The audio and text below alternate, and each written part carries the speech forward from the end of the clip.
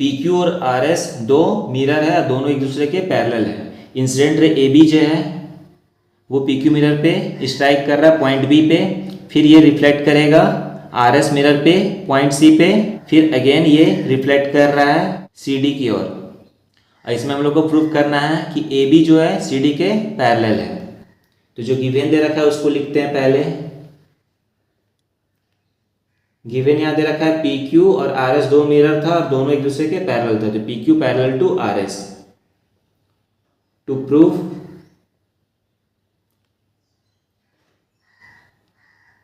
A B parallel to C D, इसमें हम लोग को कंस्ट्रक्शन करना होगा। कंस्ट्रक्शन करेंगे, यहाँ बी एम जो है ये परपेंडिकुलर ड्रॉ करेंगे। ये बी एम परपेंडिकुलर ड्रॉ किए हैं पी क्यू पे, और एक सी एन परपेंडिकुलर ड्रॉ करेंगे आर एस पे। तो इसको लिख देते हैं B M perpendicular to P Q, C N perpendicular to R S. अब प्रूफ करेंगे, if B M perpendicular to PQ, CN perpendicular to RS and PQ parallel to RS, therefore BM parallel to CN।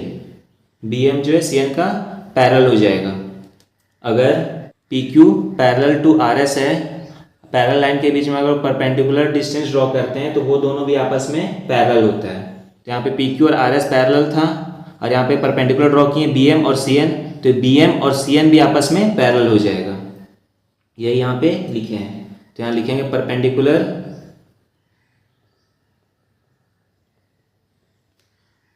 Drawn on parallel lines are also parallel। यहाँ पे इसको angle कर दे देते हैं naming 1 2 3 और ये 4। तो बी एम और सी एन भी पैरेलल है और बी सी जो है ट्रांसवर्सल लाइन हो जा रहा है, तो angle 2 is equal to angle 3 यहाँ से हो जाएगा। Angle 2 is equal to angle 3, reason हो जाएगा अल्टरनेट इंटीरियर एंगल। और इसको एक इक्वेशन और इसको इक्वेशन फर्स्ट मान लेंगे। यहाँ पे ए बी जो है इंसिडेंट रे था और बी सी रिफ्लेक्टेड रे था, तो angle 1 is equal to angle 2, angle of incidence is equal to angle of reflection हो जाएगा। Angle 1 is equal to angle 2, reason हो जाएगा लॉ ऑफ रिफ्लेक्शन। उसी तरीके से जब इंसिडेंट रे बी सी बन रहा है तो रिफ्लेक्टेड रे सी डी हो रहा था, तो angle 3 is equal to angle 4, यहाँ पे भी लॉ ऑफ रिफ्लेक्शन से हो जाएगा। Angle 3 is equal to angle 4, same reason है। Angle 1 is equal to angle 2 और angle 3 is equal to angle 4 को इक्वेशन सेकंड मान लिए। अब फ्रॉम फर्स्ट एंड सेकंड से देखते हैं क्या हो जाएगा। Angle 1 is equal to angle 2 ये दे रखा था, और एंगल 2 जो एंगल 3 के बराबर है, तो angle 2 is equal to angle 3 हो गया, और एंगल 3 यहाँ पे 4 के बराबर था, तो एंगल 4। तो फ्रॉम 1 एंड 2 से angle 1 is equal to angle 2 is equal to angle 3 is equal to angle 4, सभी एंगल यहाँ पे आपस में इक्वल है। Angle 1 plus angle 2 is equal to angle 3 plus angle 4, ये हम लोग लिख सकते हैं। दो एंगल का सम अदर दो एंगल सम के बराबर होगा क्योंकि सभी एंगल आपस में इक्वल था। और एंगल 1 प्लस एंगल 2 क्या हो जाएगा, angle A B C is equal to angle 3 plus angle 4, ये दोनों एंगल का सम बी सी डी, ये दोनों एंगल आपस में इक्वल हो गया, ये पूरा एंगल और ये पूरा एंगल। तो यहाँ पे देख सकते हो ए बी और सी डी दो लाइन हो रहा है, और ये एंगल और ये एंगल आपस में इक्वल है, तो ये ट्रांसवर्सल लाइन बन जा रहा है बी सी।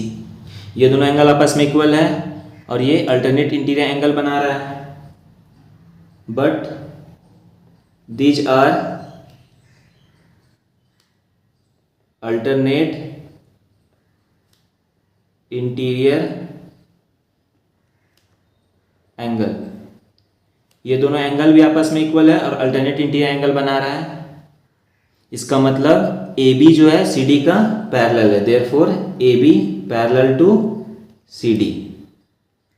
यहाँ पे रीजन ये हो जाएगा, अगर दो लाइन ये दे रखा है और ये ट्रांसवर्सल लाइन है तो ये और ये एंगल आपस में तभी इक्वल होगा जब ये लाइन और ये लाइन पैरेलल है।